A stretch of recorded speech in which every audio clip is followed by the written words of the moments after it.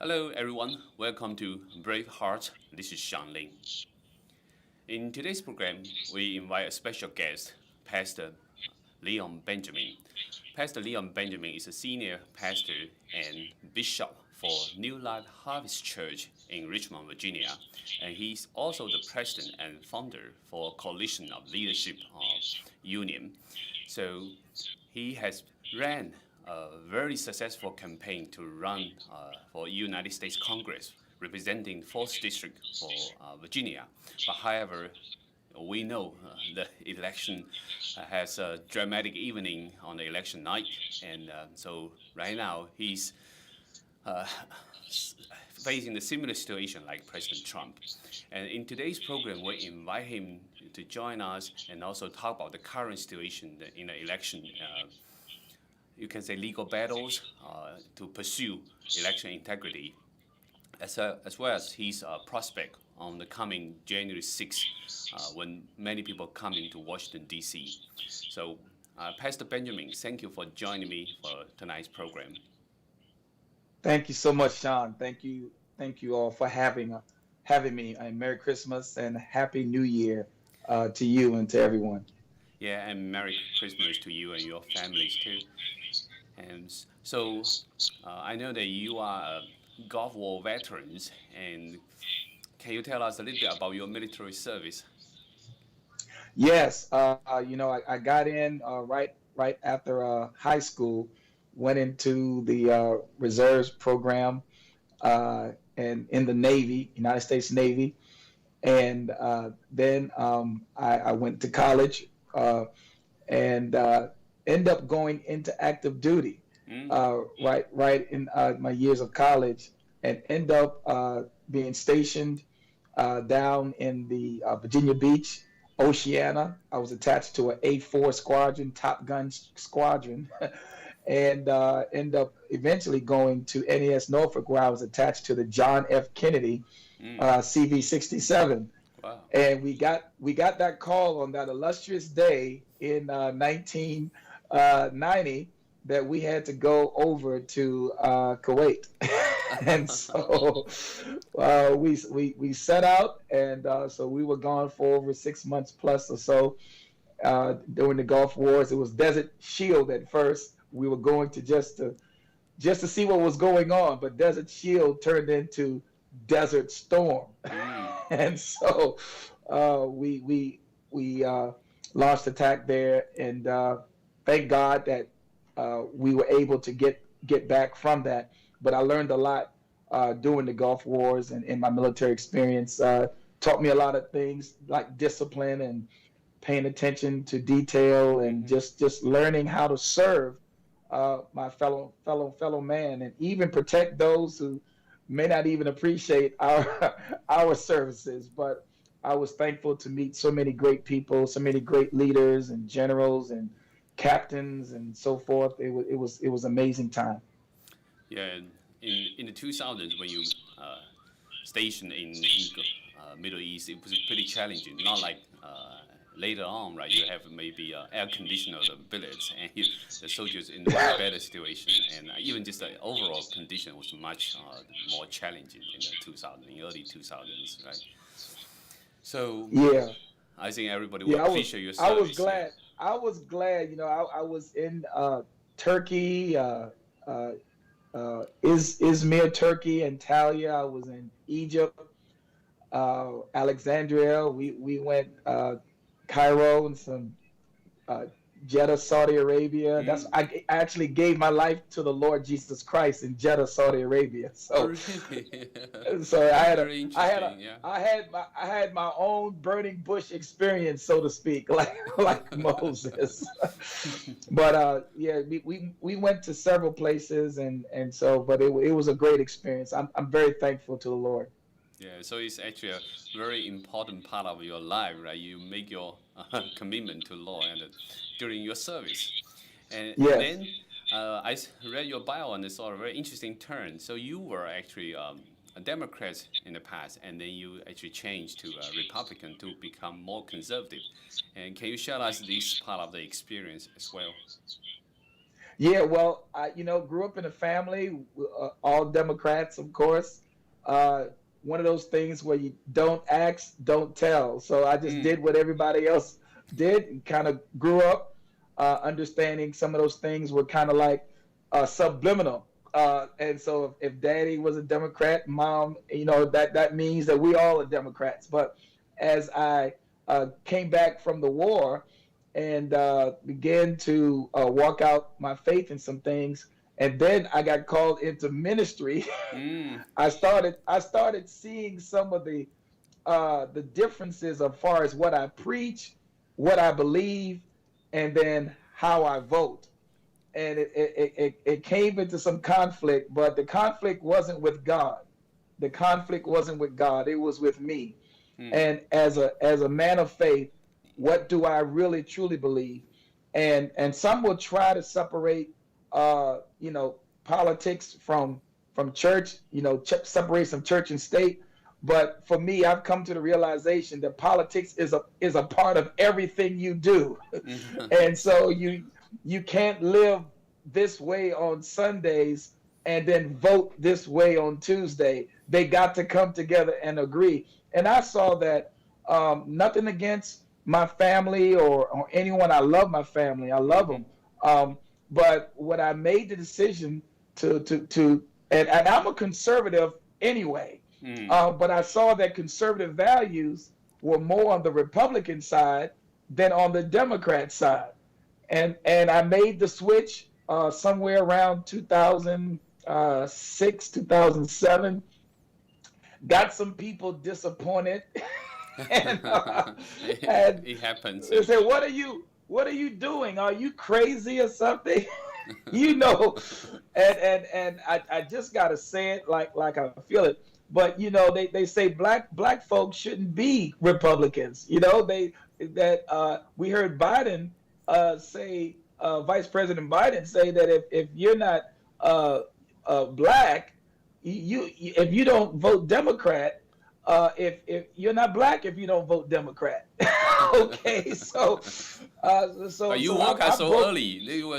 That was in 2006. You are like a pioneer in this Yeah. aspect. Yeah. Well, I never knew that I'd be in this place right now, pushing high moral values across America, pushing conservatism, speaking truth to power, and really pushing things that of conservative values that everybody should care about, like family and marriage and life, Mm, and economic prosperity. All those things are conservative values. It's just how do we approach them as a conservative? Capitalism versus socialism, mm. uh, and uh, and so it's been a journey. That's for sure. I never.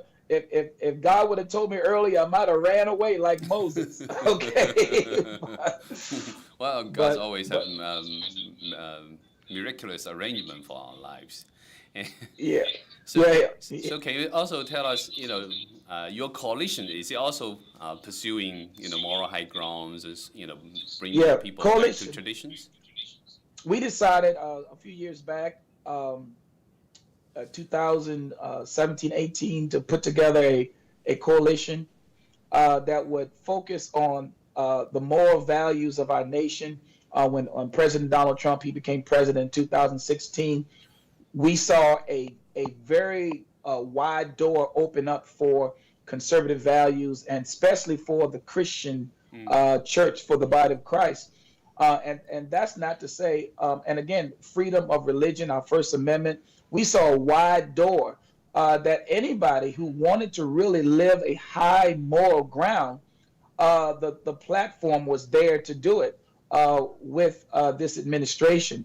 And so we began to do our due diligence and to start to address the things that most people in this nation, I believe, are concerned about. Of course, our living life. mm, I think President Donald Trump is probably the most pro-life president that we've ever had, standing against industries that support abortion, like Planned Parenthood, mm-hmm, and taking monies even away from industries that support abortion, late-term abortion, and so forth. We just decided to take that road, set the path, and bring together like-minded individuals, groups, and organizations that want to speak out truth to power in the marketplace, whether it be for marriage, for family, for life, and any of the other issues that have come up now. School choice. Yes. I call it the money follows the child. I think the money should go to the child and not to the institution. I think parents should have the freedom to choose where their children go. If one system is failing them, they should be able to go and find the right path for their children. So we started addressing these things, and we just said, look, we just want to spread it across America. Yeah. So in this campaign, you also mentioned about President Trump is actually very clear in supporting the American traditional way, right? Not choosing the socialism, right? You mentioned about socialism earlier. So when you campaign for your elections for the U.S. Congress, so in Virginia, this area, do you meet a lot of people who actually maybe actually favor socialism? Did you encounter a lot of people like that? To be honest with you, I think when people really wake up to what socialism really is, they don't want it. So you mean people still need more education regarding what exactly is socialism, right? Right. I think when we had a lot of one-on-one conversations in my campaign, knocking on doors and having meetings as much as we could with the COVID-19 during my campaign. It broke out right in the middle of my campaign. Yes. And so, but as we started to break out more at the end of the summer, meeting people and talking to people and educating people about the pros and cons, capitalism versus socialism, most people that we ran into said, I want my freedoms. I want economy, a robust economy. I don't want anybody to decide how much money I make and put a cap on my income. I don't want anybody to decide where I should live or what food I should eat and how many children I should have. I don't need that type of control over my life. And when we started to let people know that's what socialism does, it takes away your power. Ultimately, you become a slave to the government, and capitalism, on the other hand, frees you up. You become what we call interdependent, and you work together in an accountable way to contribute to society, where it becomes a win-win situation.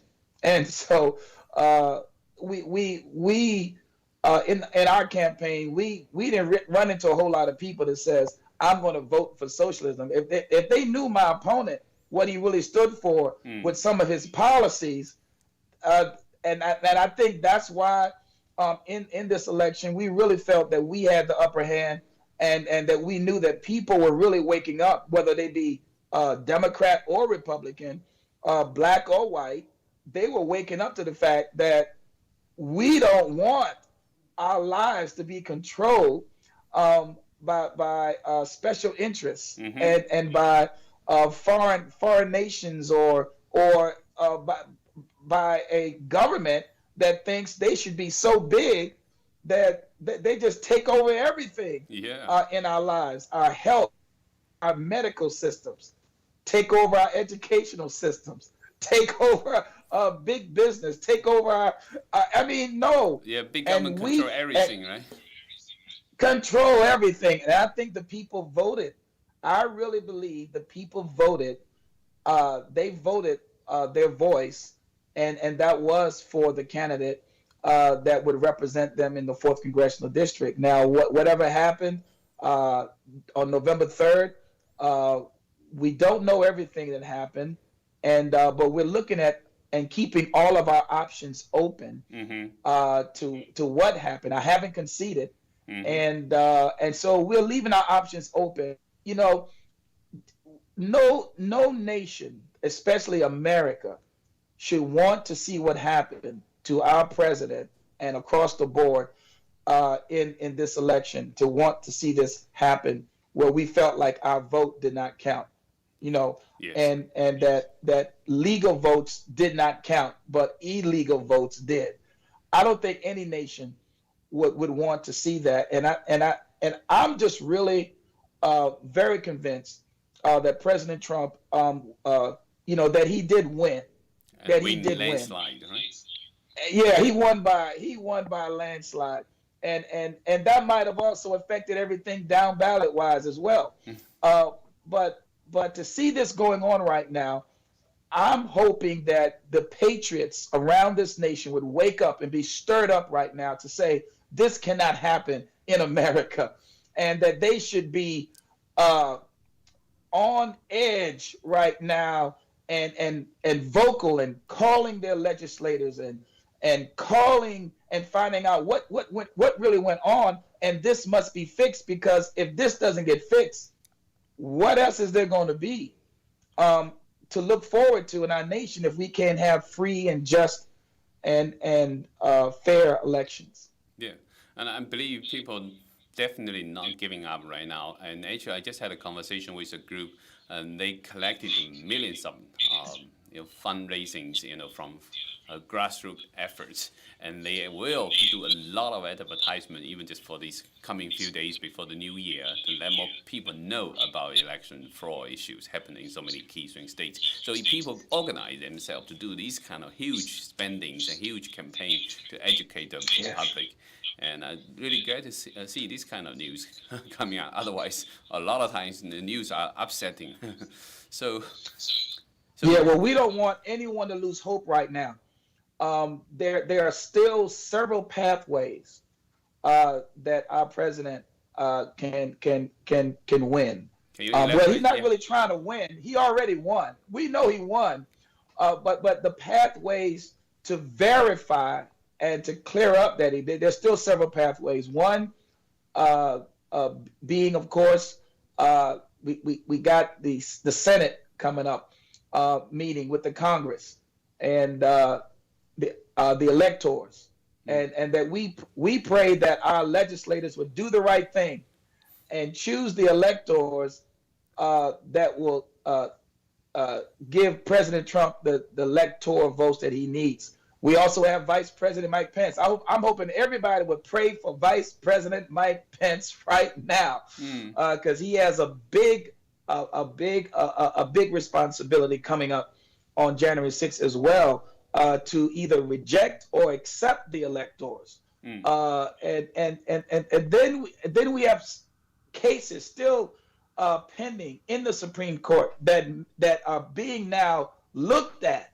Oh my goodness, this is some amazing things that's happening now, and so the pathways are still open up, but we need to pray. We need everyone to not lose heart, to not give up. Don't throw in the towel right now. It's not over. Mm. It's not over, and so we need everyone to be praying. We need everyone to be more engaged. Of course, call your legislators. And I know some of you are saying, well, my legislator probably doesn't want to hear from me. It doesn't matter. Call them anyway and tell them, do the right thing on January 6th. Do the right thing. This is not a Republican or Democrat thing anymore. This is Mm-hmm. about our republic. This is about our way of life. And if anyone knows what could happen if it goes the other way, they would be petrified. They should be terrified that our nation could end up going a whole different way, and we don't want that to happen. So I'm encouraging everyone, don't lose heart. Everything is still on the table, and I believe that President Trump is going to be inaugurated on January 20th. Great. Uh, Great to see you have such a strong courage and confidence too. And so you mentioned about in this process is American people making the choice, the way of American life, or maybe you go for socialism, and it's safeguarding the U.S. Institution and constitution as well. And so in this process, and many people sometimes lose their hope is because they feel uh, the miracle that they pray for didn't happen. And so people start to be whining, people start to complain, even, maybe complain to God. So if people in this kind of mood, what would you say to them? Well, I have to give them to encourage them basically what the Bible said. And in Matthew 3 and verse 14, it talks about Jesus coming from Galilee unto John to be baptized. But John forbade him. He says, I have need to be baptized of thee, and you come to me. And Jesus answered unto him, and this is the key. This is the key for America right now. Jesus said to John, even though Jesus knew he was the Son of God, he said, suffer it to be so now. Suffer it to be so now. Thus it becometh us to fulfill all righteousness. See, it's not just up to President Donald Trump. It's up to us to fulfill all righteousness, right and fair elections, a right to prosperity, a right to freedom of religion, a right to choose our educational paths. All of these is up to us. And even though John said, Jesus, you could take care of this right now all by yourself. And he said, no, John, I can't do this all by myself. And that's why we need everyone to pray Trump and Vice President Mike Pence. It is not just up to them. It's not just up to them. Yes, they have a big part to play in all of this, but it is like Jesus told John the Baptist, it is up to us to fulfill all righteousness. So I need you to be strong. I need everyone to put on the whole armor of God. I need everyone to pray and then to engage. Get out there. Make your voices known. Call your legislators. It's up to us. Don't sit on the sidelines on this one. You're going to regret it. I don't know who I'm talking to. Don't you dare sit on the sidelines and sit in front of that television, sometimes just watching to see if some of these far left media are going to change their mind. They're going to keep on saying what they're going to say. You're going to get frustrated. That's why I thank God for the NTD network and Epic Times and some of the others that are speaking truth regardless of what's going on. But don't say it's up to them. No, it's not just up to them. It's up to you. You are part of us. We are all in this together, Sean. You and I, Sean. It's up to us. We have to play a part in this. Jesus could not baptize himself. Okay, somebody had to put him in that water, Sean. And so President Trump, he cannot do this himself. This baptism of fire that I believe is going to come across America in the next few weeks, we're going to have to be able to be there, right there with them, and let the fire fall begin. Let the fire hit this nation. Let us participate with President Trump. It's up to us. I understand. To fulfill. Yeah. So, thank you for your powerful messages. And at the same time, I just remember you mentioned about foreign interference a moment ago, right? You talk about, this election is not just about dealing with the fraud inside the United States. We're still also facing foreign interference as well. And I happened to talk to Trevor Loudon earlier this month, and he mentioned about the Chinese Progressive Association run a grassroots campaign in Virginia, also in some of the key swing states, and they've been using the money come from the communist regime and then been persuading people to vote for Biden's. And so how do you handle these kind of foreign interference? What's your suggestion, or any solution to this kind of foreign interference? That's a good question. Just like in the Bible, when God told David or Nehemiah to build the wall, he told Nehemiah to restore the walls before you can build the house. And what has happened in America, the walls have been taken down of protection that we need from foreign interference. And we've seen what China has done in intellectual property that they have taken from us, and infiltrating our institutions, and being able, and this is not something that happens overnight. Mm-hmm. They are very patient, and they're in it for the long haul. So to infiltrate, we have been infiltrated, not with guns, not with knives and bombs, but we've been infiltrated ideologically. Mm. We've been infiltrated economically. We've been infiltrated by even those who would sell us out as Americans. We've been infiltrated, and what we need to do is build the wall again, like God told Nehemiah, and then we can restore the house. And getting President Trump back in for 4 more years is going to allow us not only physically, because he's almost finished that wall, okay, but also economically and educational wise and governmentally, the barriers that have been torn down, we have to now build up. We have to build up. We have to build those up, and that means tougher sanctions on China, to let them know that we're serious about protecting and having an America first policy. Then that's what we have to do. It also means locking down on technology that may be stealing our vital information. We have to secure our information. So this is a national security issue as well. And China looks like they have had no problem breaking security protocols. Yes. And so we need an administration that's not going to sell out to China, as Yes. we've been seeing that some looks like they've been in the bed with China. We need to make sure that we have a strong defense, and to build up those walls again of protection, so that we can rebuild.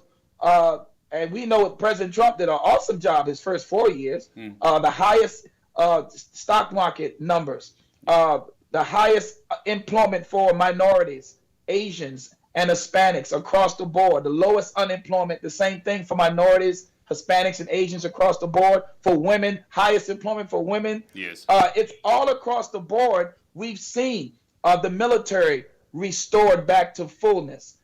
We've seen policies, respect again on the foreign field again. We've taken out top-heavy terrorist leaders. He's done so much, and I gotta say, like, very soberly, he's done so much with so little help. He's done so much. Well, but I being believe, attacked every day by the media, by the deep state. He's being attacked all the time. Why? Oh my! Accomplished so much. He's accomplished so much, but I believe that this is going to be a new season where we see that he will have more help this time to get some of the other things that he wanted to address and to do. We look at the numbers. The House itself, we didn't lose any of the seats that they said there was going to be a blue wave. I didn't see any blue wave, Sean. Yeah. As a matter of fact, we picked up more seats in the House, and we still got some seats contested. How about that? We still got some seats still contested. Yeah. So you mentioned about building wall against and have a stronger defense. But from another perspective, I was just wondering if we need to have new strategies, because if this communists already infiltrated in the U.S., for decades, you mentioned they are so patient, they infiltrate deeply, and so right now maybe is it too late to build a wall, or you have to use different strategy to cleanse the system? Is there any other strategies? Well, we just at first dollars, because Americans are hurting right now. We got to help those who have been hit the hardest in doing this pandemic. to get them back to work, to get our small businesses back again. We saw that, and at first it was only $600 out of a $1.3 trillion stimulus package. Mm-hmm. $600 going to Americans, and our president said no. We $2,000. So they finally signed that, I believe, maybe yesterday or so. On Sunday, yeah. Oh yeah. And then there was a thing, everyone should memorize this, Section 230. Mm-hmm. Section 230, which deals with big tech companies like Facebook and Twitter and Google that censor, things that mostly conservatives agree with and say, and to be able to, and we're seeing the argument there, because that's one way that we can build again when we don't allow big tech oligarchs and those who try to tell us what we can publish or put out there Mm-hmm. in social media. And we got to get our Americans back and open America again, reopen America, and get our kids back to school and make sure everyone's safe. Those are other ways. We got to put our thumb on big tech and what they did. The algorithms that they were pushing to almost depress the vote. It's amazing what was going on during this election.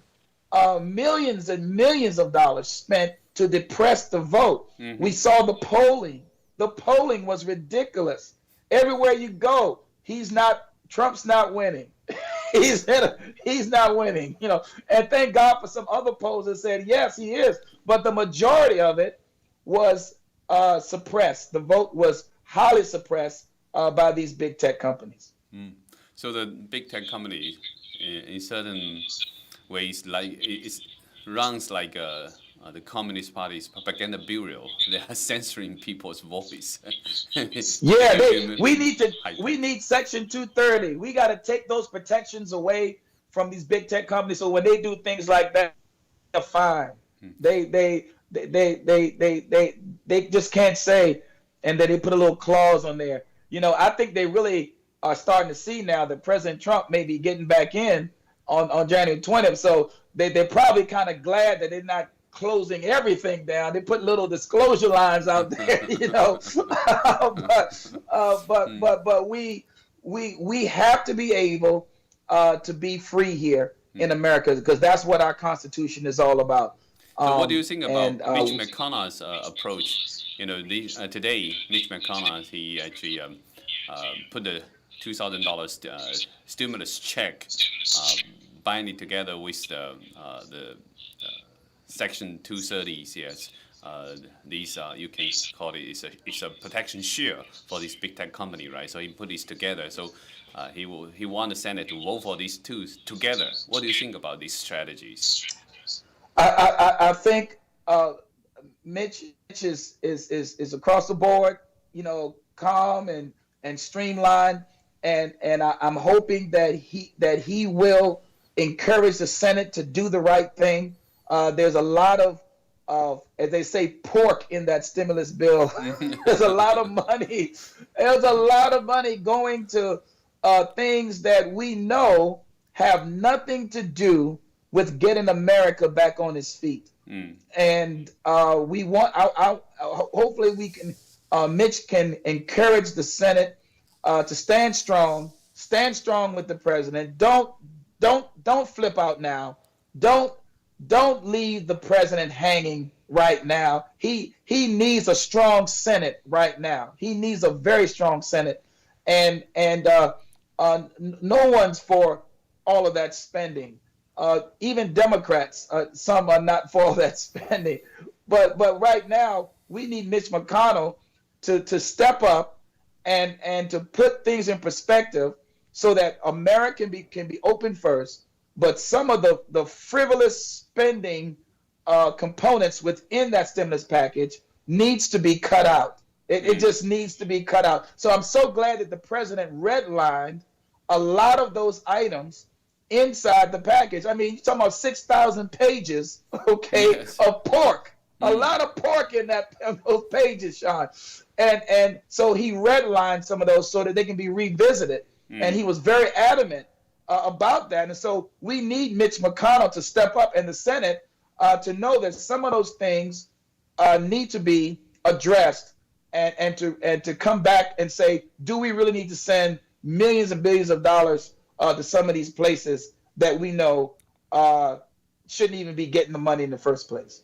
Yeah, I think President Trump is also very strategic. He's pretty much tell Mitch McConnell, it's time for you to fight for the majority for a Republican to regain the majority in the Senate, right? So Mitch That's McConnell right. have to do something. It's That's very right. interesting to see it happen Yeah, this way. it's good to see Mitch McConnell sweat.